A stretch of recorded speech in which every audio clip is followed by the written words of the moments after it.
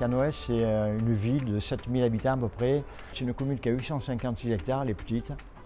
Mais j'ai rendu inconstructible près de plus de 500 hectares. On aurait pu avoir 3 fois plus d'habitants. Mais le parti pris, c'est de rester une petite unité conviviale, de proximité.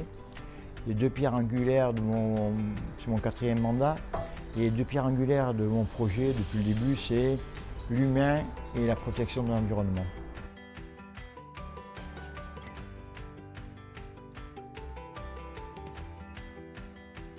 Aujourd'hui, on dispose d'1 hectare en plein centre-ville. Et donc le projet sur cet hectare, il va être hybride, c'est-à-dire qu'on a une partie immobilière de 50 logements portés par un aménageur et le reste de l'ensemble est porté par la municipalité.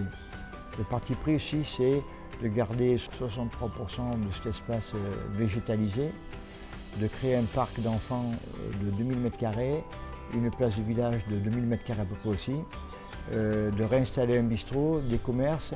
Donc pourquoi? Parce que je me disais que les villes périurbaines se caractérisent souvent par des villes dortoirs où s'ils jouent pas grand-chose, les gens ils viennent, ils partent le matin, rentrent le soir. Donc nous, le parti pris, ça a été de faire en sorte que les gens restent sur le territoire.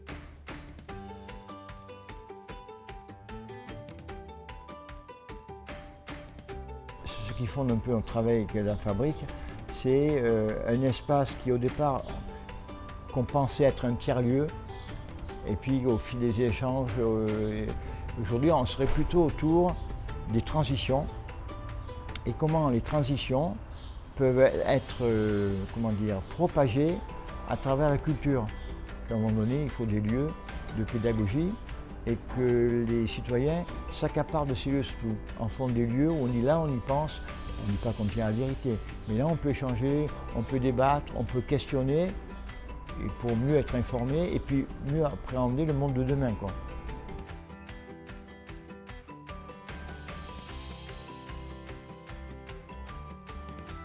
Je crois qu'aujourd'hui, on s'enrichit des expériences des autres. La diversité est un bon vecteur de reformuler des hypothèses qu'on a en tête. Et je pense d'aller rencontrer d'autres personnes, des élus, des expériences, ça peut être que positif, quoi. D'abord, ça peut ébranler un peu, ou ça peut renforcer, du moins ça peut interroger sûrement.